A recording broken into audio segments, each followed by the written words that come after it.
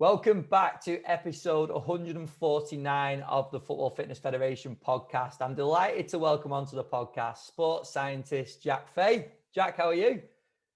I'm fine, thank you, Ben. Yeah, thank you very much for the opportunity to come on and speak. No, it's great to have you on, mate, and thank you for to Steve Barrett as well for the link up. It'd be great to cover some of the stuff that we've got lined up today. But Jack, do you want to just start us off true podcast style? Do you want to just give us a little bit of background on yourself? Absolutely, yeah. So I went to university back in 2006, which was at the time Leeds Metropolitan University, which has now changed to Leeds Beckett, which makes me feel old because the university has now changed its name, and so I'll be out of the archives now. And so yeah, I went and studied sport and exercise science, and if the truth be told, I was really more interested in more of the clinical aspects and the clinical side of that kind of industry at the time. I wasn't too focused on performance. I had a real big interest in like the clinical application. So as I worked through, did more physiology-based modules and nutrition, etc. Completed that and then went straight onto a master's in sport and exercise physiology, which then changed a bit more to become a bit more performance orientated. Whilst I did that, I was really lucky. I got a physiology internship with the university's performance centre, and basically I got to work with athletes from all different sports, which was so lucky really, because I grew such an appreciation for different athletes, different mentalities, different approaches, different cues, and such a better understanding and appreciation for the physical qualities of different athletes. So for instance, like I worked with like the race walkers, which was at the time wasn't that well heard of, but when they were walking, half marathons in 1 hour 30, you thought, wow, that's incredible. Never been able to do it, didn't have a career in it, and I don't think I ever will. So yeah, we worked in that kind of domain. We jumped a lot on the back of PhD projects. We helped a lot of people with their data collection, and the university had recently put an environmental chamber. So one PhD candidate was doing a study at high altitude, which was good. I got to experience that. Got as high as 6,300 meters, which was nice. And then another one was doing some more work on like hydration, so work in the heat, exercise, sort of exercise responses in heat with regard to hydration. And we did the race walkers acclimatization protocol for the Delhi Commonwealth Games as well. And one of them actually won the gold medal, which was nice. I don't think I was credited with any of that, but I did all the switching on and all of the sort of dirty donkey work that's associated with your internships back then. So yeah, as that year finished and I completed my master's, I worked for the university then as like a physiology project officer. Again, doing similar kind of roles, but on a more paid basis. I did a bit of learning support work, which gave me some more lab experience with bits of teaching and delivery of things like VO2 max testing, blood sampling, etc. And little bits of part-time lecturing. But it wasn't quite enough financially to sort of pay the bills. So I worked a few other positions. I worked with Castleford Tigers, where I worked from like academy to start with, and then had some influence, like some opportunities to work with the first team, which was really good. I took a big interest in strength and conditioning around that time, and rugby being really physically dominant and such a high emphasis on that. I got a real good chance to see how it worked and to try and shape some practice around that and develop my coaching. And again, working with big strong athletes, really intimidating some of them. It brought out a little bit more bravery and courage about me as well, and brought on a bit of charisma as well. And I think that was like really important. I'd learned all that theoretical aspects, but being able to deliver it was really important, particularly in a room full of rugby players of different nationalities. And yeah, big dominant alpha males in the room. That was a really good process for me. Managed to do a bit with the RFL as like an athlete development coach. And that was working with like the regional sort of level athletes, and then liaising with grassroots coaches to try and drip feed some of the strength and conditioning services to grassroots so that they could continue it. That was nice. And then from there, I moved to Sunderland Football Club, where my main responsibility was monitoring the training loads and match loads via GPS within the academy system. So working with the under 23s, under 18s. And then I got to also then deliver strength and conditioning to like the schoolboys, then like the under 9s up to under 16s come at evening time. So that was my first break into football, and such a fantastic place to work. Sunderland have got fantastic facilities, and we had a really good staff there. It was a big team. Everybody was housed together, and that was great.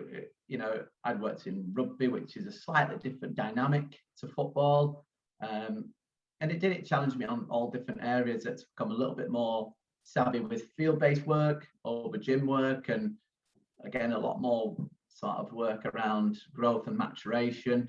So yeah, a really good learning curve, and some fantastic staff there who helped shape us and challenged everything that I put forward, and made me think twice about anything that I was putting forward and suggesting. And following that, I then got an opportunity to join Bolton Wanderers, which again was a big team, a big medical team, a real blend of kind of experienced ex-players, youth, innovative coaches. So that was really good to sort of be in that department and feed off those different kind of personalities, and took some of the old experiences that I had and stuff that I'd learned at Sunderland, and then fitted into that. And as time progressed, I had an opportunity to then become more involved in like the first team in terms of program and design and delivery, which was fantastic. That was the missing link. I've done a lot of academy stuff in football, but not quite done it with first team. And I was lucky because I managed to sort of keep my academy role, but then fit across both camps. I had some really good kind of mentors there who gave me opportunity, trusted us, but challenged us in the right way as well. And then I did a little bit more with the first team, which kind of led us into, whilst the kind of head of sports science was leading the team and the sort of performance system, I then liaised more with physios to support the kind of end stage rehab, really. So yeah, there were some really good experiences where I got to kind of work in the performance systems, the long-term athletic development, but also that kind of end stage rehab, and get a bit more appreciation for kind of their approach and how they put their systems in place as well. So I've been really lucky. I've worked with some fantastic people and some very different systems where I've managed to pick great bits from each. So, and hopefully my next position will give us that again. So yeah, all right, saying, Jack, that when you first went into Bolton, then it was more academy based, and then because obviously we're going to touch on end stage rehab just shortly, but initially when you went in to the role at Bolton, was that based with the academy? Yeah, that's right. Yes, my position was senior academy sports scientist, so I was looking after the under 21s as it was termed at the time, but also having an influence over under 18s right down. So yeah, it was predominantly that. We were split over 2 sites, but there was times when we was at the same venue as the first team, and the fitness staff were really accommodating in the sense that if there was free time, I was welcome into their environment, and I think as well as an extra pair of eyes and hands, and that obviously helps. But yeah, I managed to support them, when and where I could in terms of delivery, but they handled a lot of the programming just because I wasn't always there to be in the conversation. Yeah, definitely. And it'd be great to get your thoughts on, because obviously seeing both sides of it, from being based with the academy and then moving into work with the first team, the transition that players face from going through the academy age groups, and we'll go into maybe some of the younger age groups in a little bit, but more towards the older age groups from academy into first team. So what do you think are some important considerations that we need to make to ensure that players are ready to take that step? Yeah, it's a really good question, and I think I've certainly learned a lot from that over the years, where sort of one of the earlier things we spotted was that players were going up a lot of the time to train with the first team, but then they were missing out on lots of game time. And that's really like their biggest learning curve. They learn an awful lot transitioning from the academy into the first team, with the greater physical demands, the greater decision making, clearly a little bit of nerves as well with the first team manager watching them, coupled with a lot of excitement as well. The big thing we sort of spotted earlier was things like lack of game time, and always trying to make sure that we were organised in the sense that if they weren't participating in some sort of competitive match play, could we facilitate that somewhere in the line? And that it became a little bit of a balancing act, because it then often meant that they were losing days off to then join up with other teams and play and train. But I think the big thing for us as a backroom staff was to make sure that we were always clear in our communication, and players always had the exposure to match play. From then moving on was, try and push things like additional recovery methods for them. It's such a thrill for a young player to go and play and train with the first team, and so often you see they come back and I ran the most, I got the highest GPS figures, and rightly so. Like, it's such a thrill. Like, I would if I got to train with the first team. Don't think I would have any technical influence on the session, but from a physical point, I'd be excited. I'd have a real go. And so there's a little bit more energy expenditure used with them, and obviously a little bit more muscle damage. The adrenaline is still running after training, so it's really important to try and push home some of those additional recovery methods with them, and make sure that they can recover and repeat if they need to, and hopefully that they do go back in, and trying to balance some of their overall training load. So when they were going into the sort of field-based work, does the gym work need any particular modifications? So could we push them as hard in the gym because of the added load there? Did we maybe need to take something out or just adjust something slightly, just to make sure that we weren't kind of burning the candle at both ends?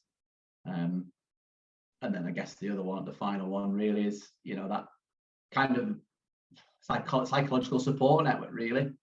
We have players who go up, they do really well, and then either maybe a player return from injury, or new signing had come in, or they just came back to the academy for a different reason, and it's then supporting the player then to try and take some of that disappointment and like re-galvanize them, and get them back thriving again to what got them into that first team environment. That's always a hard thing, I think. Yeah, definitely. I was actually reading something just before we came on about a player in particular that has gone into a first team last year, probably sooner than what they'd thought, just because of the situation at the club, and then had the whole off season to really work. And he was talking about how much he focused physically in the gym. So it's interesting, isn't it, that they get into the first team environment, and then they it seems like some players then shift the priority onto, I need to get stronger because I've sort of experienced now what it's like. And that importance is sort of highlighted a bit more, isn't it? Because they've had that experience. Absolutely, yeah.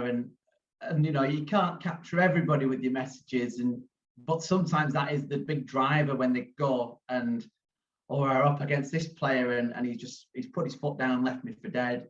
I need to get stronger, or I got bullied at this. And yeah, it's great, really, because I think it gives them that, I guess, dose of reality, doesn't it, where they realize and go, oh, you know what, I've watched them before, and it doesn't look that quick or that strong, but when you're in it, it's totally different, and it does. And that's such a good like opportunity for us as sports scientists, strength and conditioning coaches, or any form of backroom staff to say, how did you find it? And, ask them questions, and, it gives them a lot of self-worth when they get to share their experience, but then, kind of lead them to, what did you find hard in there? And do you think we can help you down the line of that? And that's worked quite well for us in the past. It's been a really good strategy to say, all right, well, let's do more of that. So when you go next time, you'll be more prepared and you'll cope better. Yeah, 100%. And that's the role of a coach, isn't it? To not have anything in terms of too rigid, because that experience from that player might be different for, if you take 10 players, it could be different for all 10 players, couldn't it? And you've got to treat the player for what you've got to listen to the player in terms of the feedback they're giving back to you, and then act and basically try and advise in the best way possible, haven't you? But that advice isn't always going to be the same player to player, is it? Absolutely, yeah. Like you say, we've got players that have gone into environments like the first team and just absolutely taken off, and like we've never seen them again. Yeah. And we've had others that have had a little bit of like disappointment in there. They've not maybe performed as well. They've struggled in certain tasks, or maybe like the occasions got a little bit too much for them. They've gone in with too much hype and overthought things and not done what they're good at. And yeah, like you say, you sort of some are on the ceiling, some are on the floor, and yeah, it's really difficult to try and gauge where some of them are. And yeah, it was a wonderful opportunity to then drive home like your influence. But like you say, your typical things like your rigid structure and your periodization kind of go out the window with your guys who are between squads. But do you know what? I like that about the industry at times. That's what makes a good practitioner, isn't it? The ability to adapt and adjust programs accordingly. And yeah, I think that's always quite good. Yeah, 100%. And then looking more at like the younger ages as they transition from age group to age group, I think that's an interesting place to look at, isn't it? Because obviously there's different progressions going on. There's a lot of, like you were talking about growth and maturation before. In those younger ages, it becomes even more apparent, doesn't it, that every player is different. Like we're dealing with a lot of individuals within a team. So what was the sort of general approach for making sure that it was seamless in terms of the transition between age groups, but for each player? I think like the education was like a really big factor in that, and that spread across kind of like not just the player, but also to coach and to parent as well. I think that the opportunity we took to speak to parents and provide that little bit of information on what's happening in terms of your son is mature and he's going through these particular changes. This is what's likely to affect him. He's going to need to adjust this in his diet. This is what's likely going to happen in his training. These risk factors are heightened, and I think that kind of helped because the parents' expectations became a little bit more managed, and they could kind of understand if there was a drop in performance or if there was a change in like their mood or their mentality. It was because of sort of changes in their biological system. The players, obviously, it was really important for them because they experience it firsthand, whether that's a drop in things like coordination, increased pain, or things like that, changes in things like their appetite or their overall mood. And then again, different to the coaches, it was, I think what certainly I was maybe guilty of in the past was, you talk about maturation and a player's injuries being heightened, and it changed over time to, can we keep you in training but change the emphasis? Because it certainly got the coaches back up really when you then go in, oh well, this player's come out, and your under 14s, when they're all going through a growth spurt, as it could happen, you can't pull the whole team out of training, but it was about maybe I became better at finding solutions, and that was really good. I worked with some really good people with that. Steve Jones was one of the best I'd worked with at that, and his ability to then think of performance solutions. So one of the big things was like, could we get players to share workloads? So for instance, and it sometimes helps if you've got an odd number, or an even number, so you can double people up. But if the coach was doing a condition game, or any sort of training game that was kind of explosive, could you get players to kind of share that workload at half and half? So they were in the session, but they weren't doing the full amount. Or then could you then adjust it? Could they do some kind of straight line work where we're reducing like the change of direction, the mechanical demands on them? And the physio, like medical department, worked really hard in that respect. They devised different types of additional pre-ab work, so ankle, knee, hip, back, and a lot of that was built around symptoms. If people started getting any symptoms, they had kind of additional work to do with corrective exercise around there. And it's really, like I say, it's so important to try and keep the young athletes moving along that journey. And we target it through many areas, where that was education to different stakeholders, trying to keep them in training, but put a particular emphasis on a trainable quality, and whilst reducing their injury risk, and then also supporting the athlete from an athletic development point of view. Could we then retrain that movement if it had deteriorated, or not deteriorated, but if it had altered? Yeah.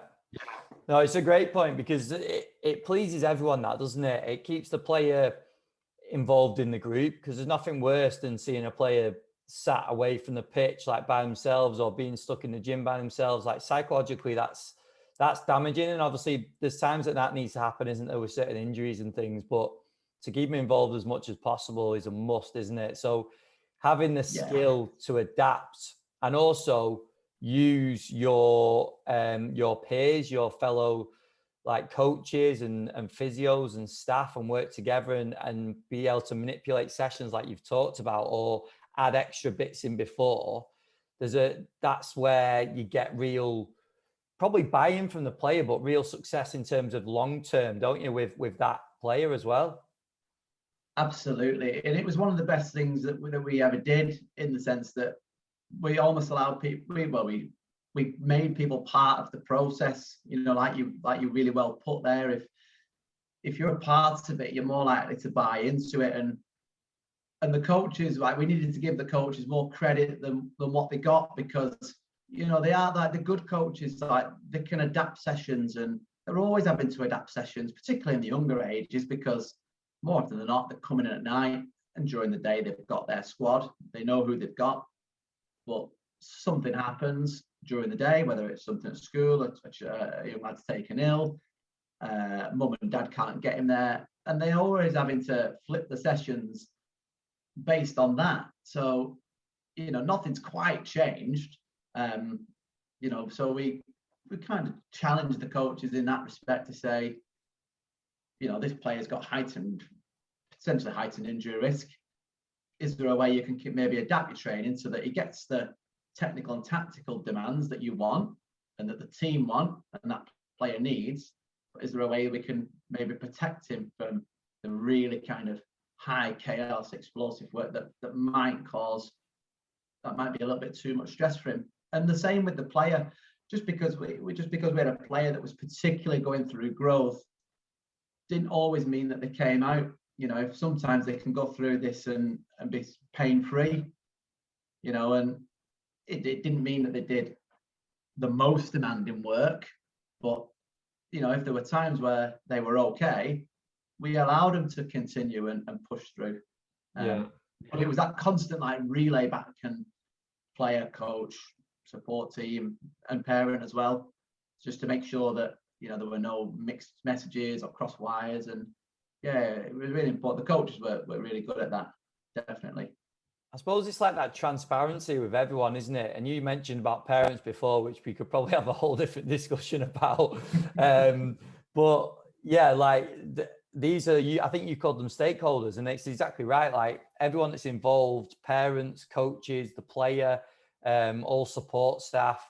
It's transparency with everyone, isn't it? And then if you've created that and you've created that culture, then because everyone's got the player's interest at heart, haven't they? If a player's, if a parent even is questioning what you're doing with the player and they want them to do more or whatever, I know some parents can be awkward, and I'm speaking now as a parent, but you can, like, they've still got the best interest in mind for their son or daughter, haven't they? So we have to understand that.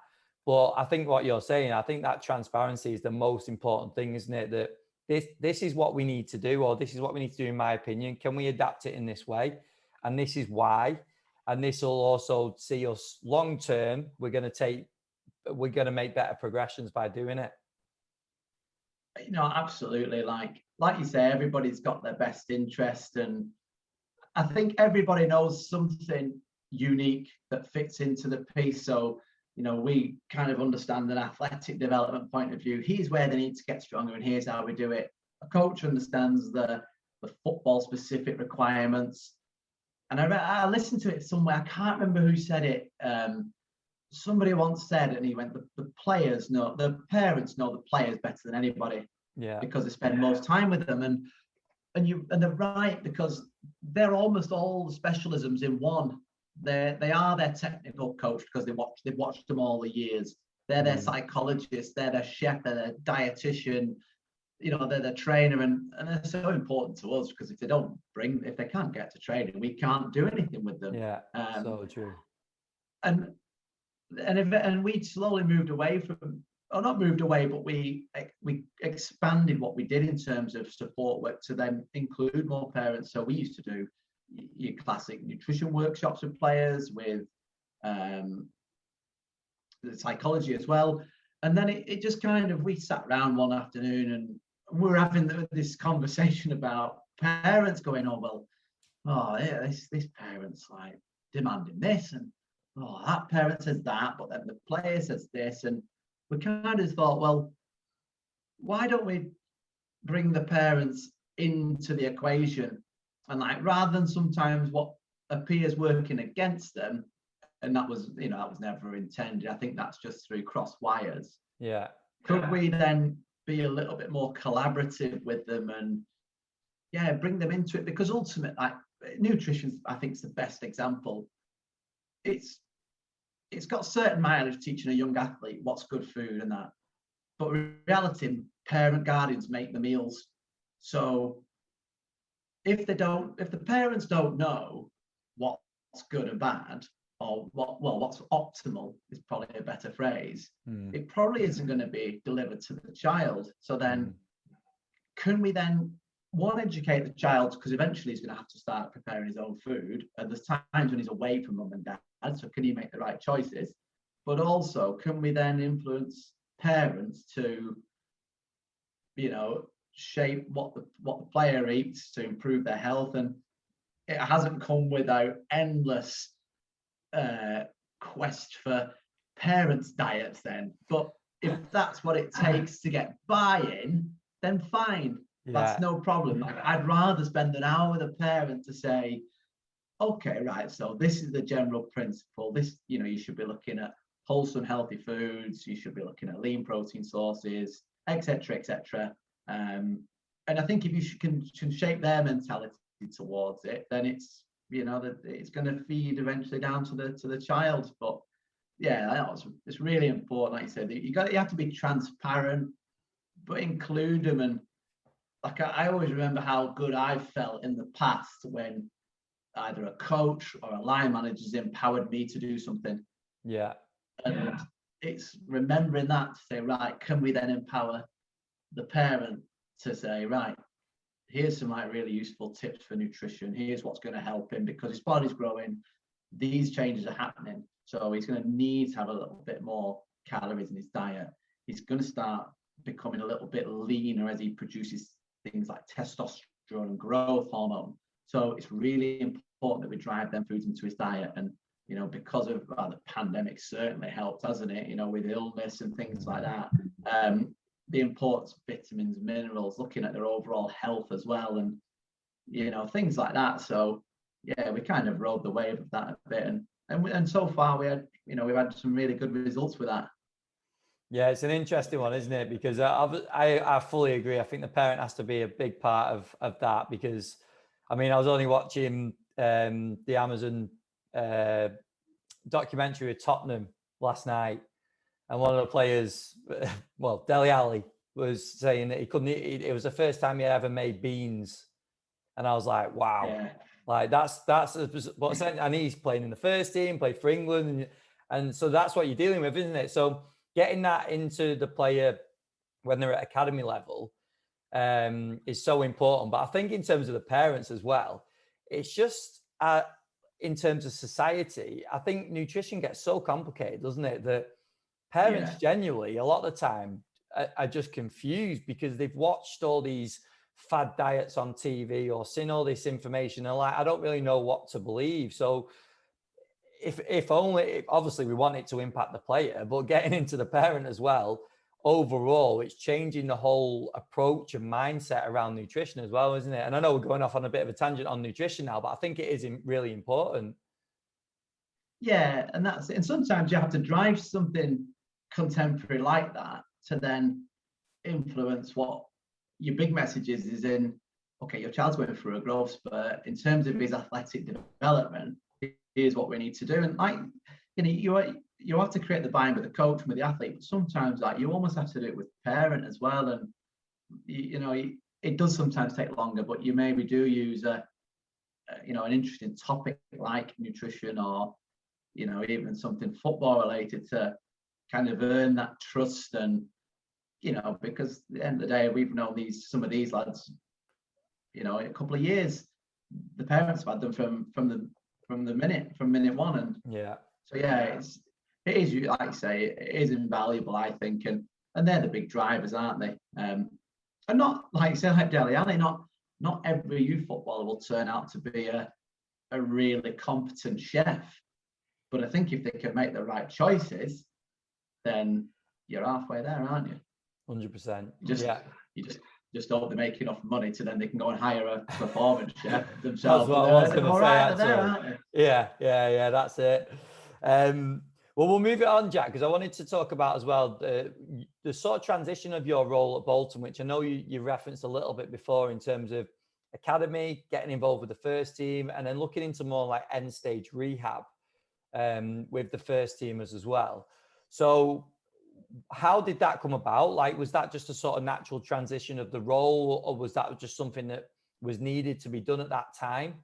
And also we'll just go into like your approach in terms of end stage rehab as well. Yeah, so it came about through opportunity. And earlier on I said I was lucky, and this is a prime example of it. And at the time, it was around 2014-15. I think the club had gone into administration. They had changed ownership. And what happened at the time, I was one of 2 sports science staff that remained.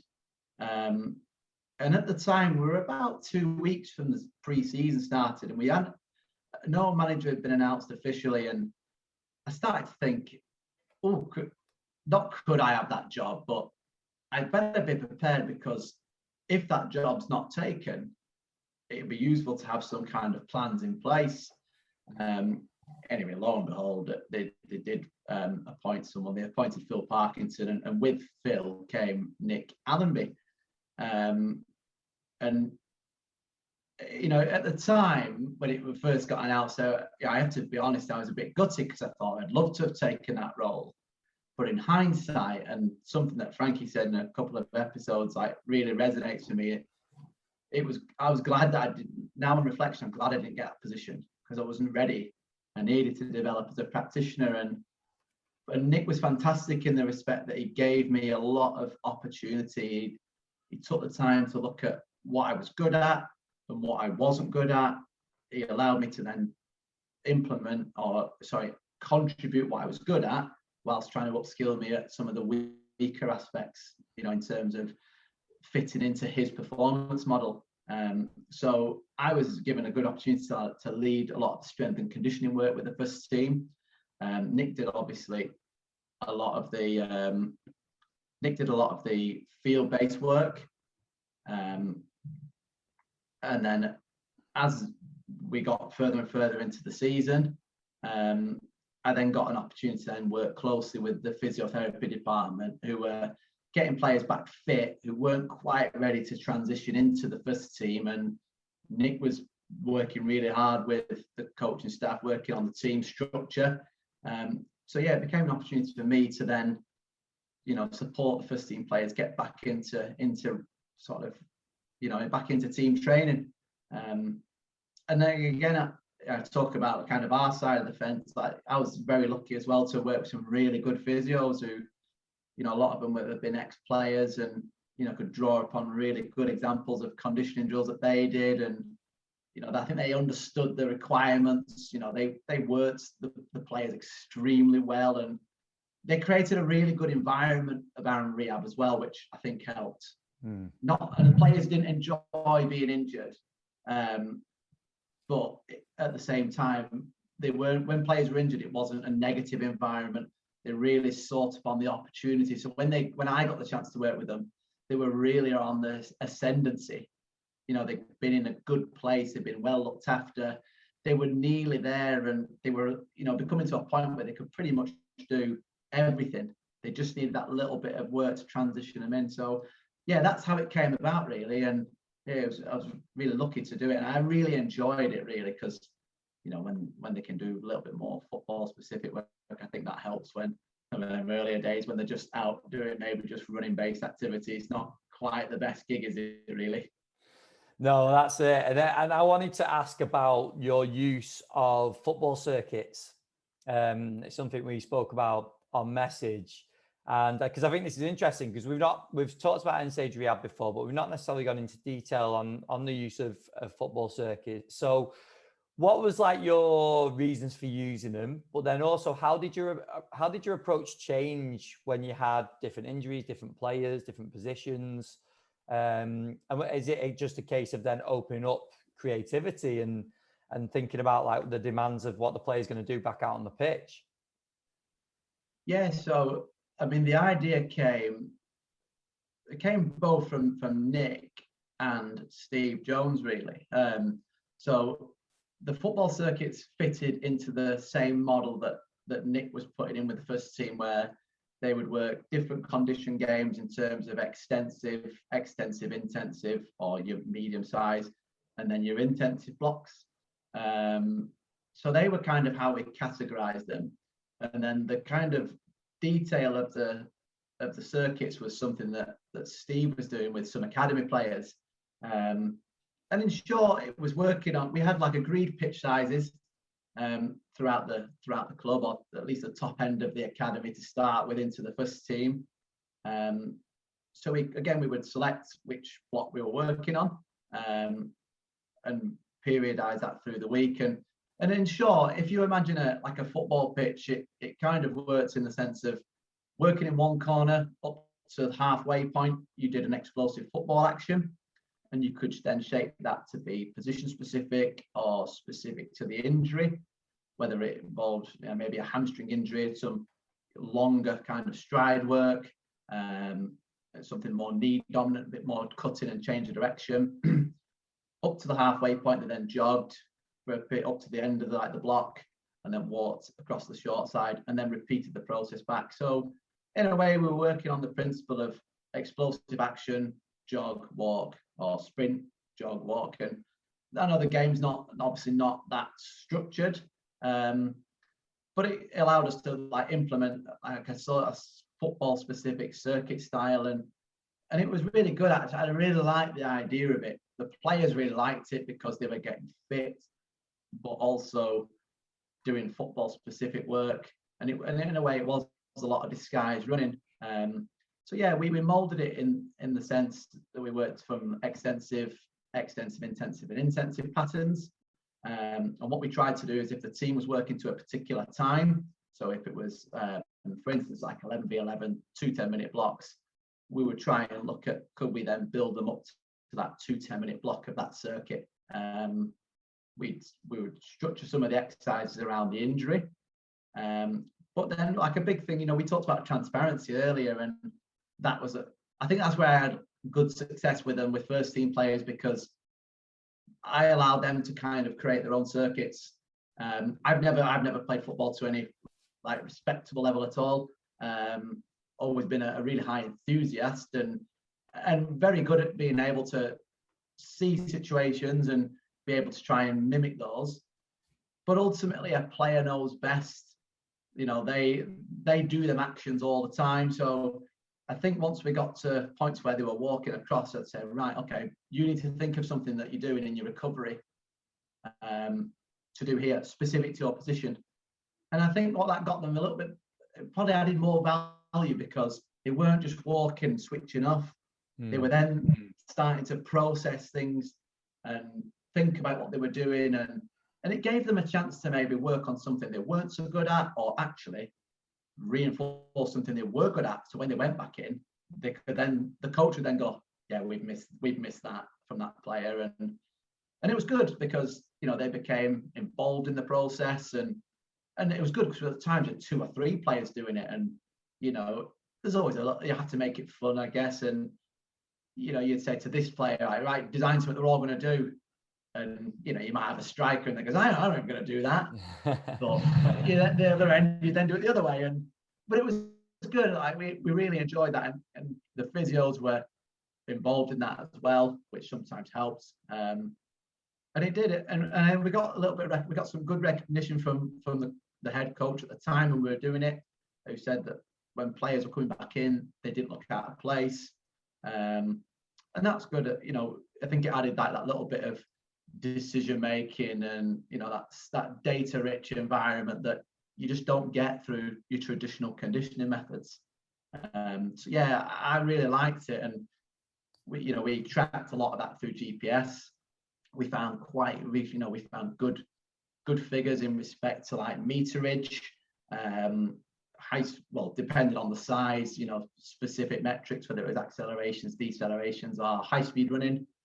And we then, as we developed our figures more, we looked at things like what some of the peak demands of games were. We were finding that some of these were comparable in terms of just relative speed. We probably didn't do enough work to look at some of the acceleration-based demands.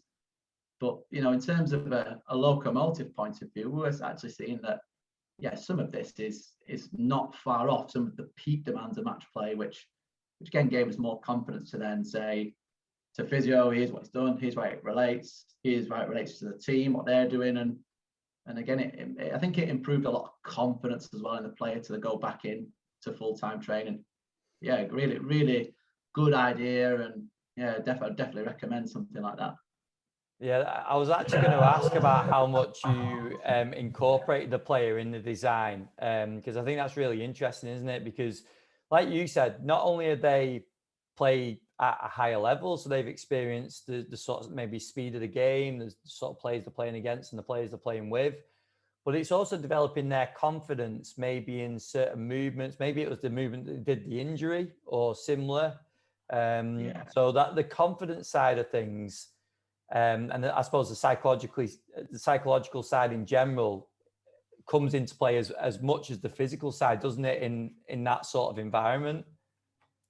Yeah, that's it. And like we were in some really good instances where other players would see it as well, and you could incorporate them into it, where you kind of say, come on, what's he not good at? And then you go, all right, go on. And you'd have that, the players would have that bit of interaction as well. And I think that really helps. Like, there were players that then supported that if they'd finished training, say, right, you stand there and you're going to run to him and do that with him and move on. And that were in very rare circumstances.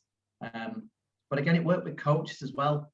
A couple of coaches came to watch it, and I think that helps as well, because a player will very often say what they're good at, and then what they're not good at is a little bit less. But I think a coach will really go, oh, yeah, try and work on that. But then we got coaches involved in that as well. And, it does help when you've got more than one member of staff doing it, because then you don't have to kind of run between the circuits. I think I certainly got fitter from doing them anyway. But when there's a coach at the other end as well, like, they could incorporate certain aspects as well. But, at the end of the day, the players play the game, don't they? When they cross the line, they see all the pictures. And yeah, that was really important to, it's that little bit of respect, isn't it? To say, I know that you know what you're doing. So let's celebrate that, and let's try and work on that.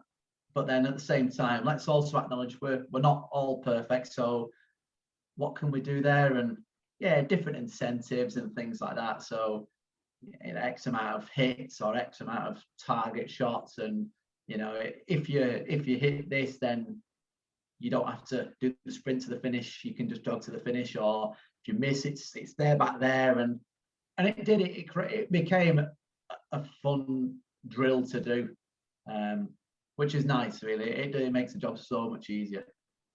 Again, everyone's having their input, isn't it? I suppose it's like we spoke about before when we were talking about parents and coaches and players and everything. Like, it's only the same, isn't it, with first team, that you're getting the input from everyone, aren't you? So players can give their experiences, physios can give their views on what the sort of things they want you to tick off, and then maybe the movements they want you to do. You can then control pitch size or whatever it is. So everyone's having their input to get the best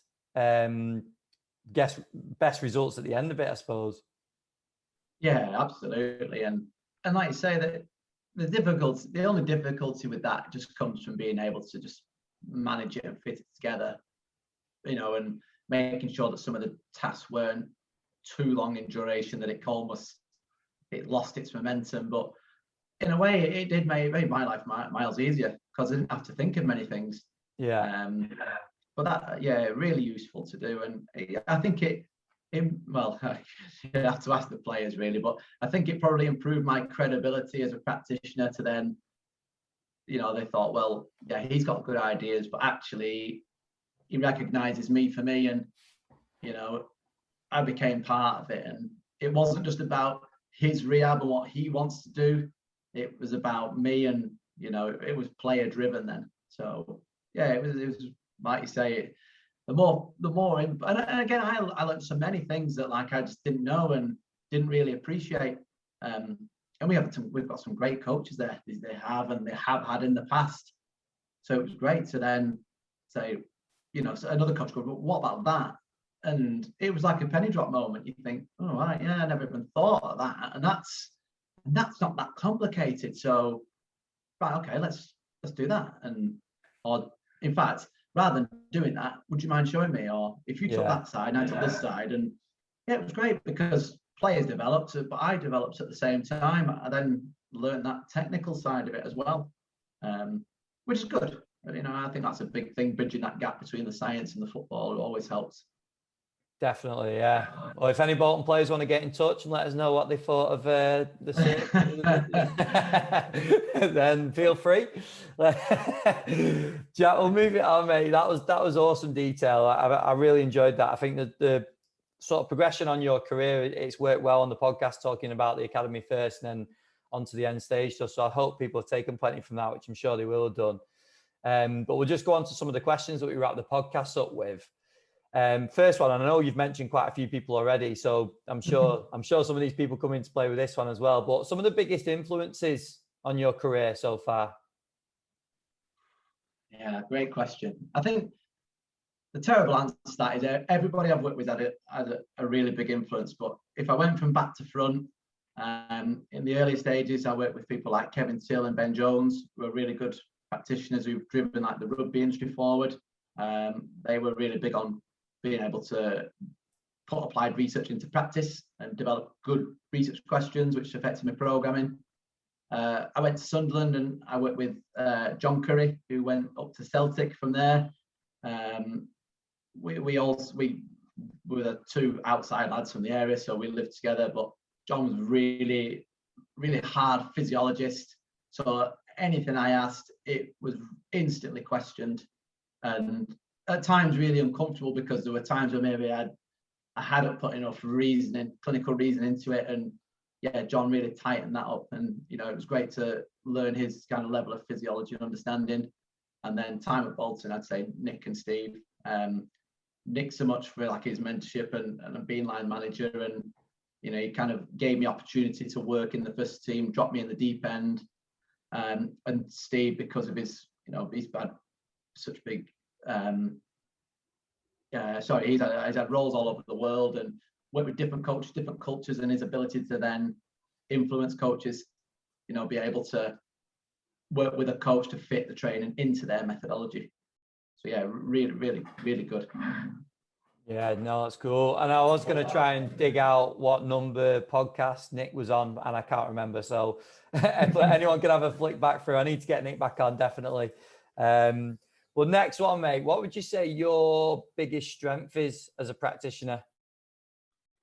I think over the years, probably my best strength is being able to work with different people and different personalities, and be able to kind of fit the science into their journey. So it's not always a hard science. It's being able to link the science and the football in more recent years. But I've worked with players that have had like massive S&C enthusiasm, but then athletes that really they're just, we have to do the gym.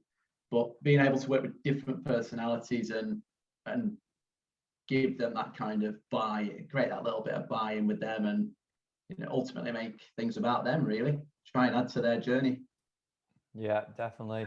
And then just finally, what would you say if you had to give people a bit of advice on how you feel or your approach to CPD, or something that you've taken the most from recently, podcast, webinar, course? Like, is there anything that stands out for you that you feel has impacted you or your practice? That's a good question. Yeah, I think listening to podcasts is a really useful one, and that sounds really biased at being on a podcast now. And I don't think my episode will influence many people. I think ultimately, it's about listening to different people and having that appreciation for different approaches. There's something that I'd say. I think I've learned most from people's stories that they've told, rather than maybe some of the science in it, because you work really hard to learn all the science and apply it, but you do hear the stories of when you think, I did that, and the science was really robust, but it all crashed down. And then I think the other thing was having interviews. I think I learned a lot about myself and others in interviews, and in past years I've had some where some have said you maybe been a bit conservative, others have said you maybe were a little bit too stretched in that, and I think they're always like really big learning curves. I think when you push yourselves into them, whether it's discussions or interviews, I think they're always good. And for any young practitioners, I think try and immerse yourself in some of the conversations, and almost be uncomfortable being uncomfortable. I learned the most when I didn't know things, and I knew that I didn't know. But then I realized that if I was going to go anywhere, I had to at least get to their level of understanding. Yeah, no, that's a great point about the interviews, actually. And it's something that people have, I don't think anyone's mentioned it in this section of it so far, but I fully agree. Like, I was going to say, if you've not had a bad interview, that sounds really bad. I don't mean a bad interview. I mean that if you've gone into an interview and not got the job and got feedback, that can be really powerful, can't it? Because it gives you areas to focus on. Absolutely, yeah. And, everybody's aware of like their own individual weakness, and that interviews are really hard, aren't they? Because you pitch yourself in the best way. And, as we often hear, there's no right and wrong way. It just might not be the right fit. But it's just having that appreciation for how different clubs work. Yeah. And each club structures things differently. I had an interview with Heartbreak College once, and I had to deliver like an 8-minute video on a framework for change direction in rugby union women. And that itself was such a great experience, because I hadn't worked in rugby for a while. Change direction is a really complicated topic. Female athlete is, again, another interesting topic because of additional considerations, and then being able to deliver that in 8 minutes. But it's something that I wouldn't have gone and sought out that kind of CPD. No. And not because I didn't value it, just because I just wouldn't have thought of it. And so, yeah, so I think stuff like that's always helpful. And like I've tried to then stay in touch with interviewers who, when I've not been successful, but I've had, you know, positive feedback or, you know, some good constructive feedback, to try and like maintain that relationship with them as well. Yeah, no, it's a great point. Really, really good. Jack, this has been great, mate. Really, really enjoyed the chat. So thank you very much for coming on. Do you want to just give, in terms of social media, if people wanted to get in touch, ask any questions, where would you direct them? I think probably Twitter's a good one. I mean, if you looked at my Twitter, you wouldn't think I actually existed on it because I never write anything, but I am intending to do that a bit more. So in terms of Twitter, I'm always on that. And in fact, actually, with the CPD, I think that's a really good one. Twitter, I always find great stuff on there, as well as some funny videos as well that you always get on there. About cats and stuff. So yeah, my Twitter handle is JFahey22, so spelled JFAHEY 22. Yeah, so that's me. So yeah, I'd be more than happy to reach out and speak to anybody, and like you say, have that sort of in-depth discussion with anything that I can help people with. Perfect, mate. Well, I really appreciate you coming on. I know you're currently away as well, a little trip away at the moment, so you're giving up time. So thank the missus as well for allowing you an hour of chatting to me, and enjoy the rest of your break, mate. And we'll stay in touch. But thanks a lot for coming on. No problem. Yeah, thank you very much. Thanks for the opportunity, Ben. And yeah, I look forward to catching up again. Thank you very much.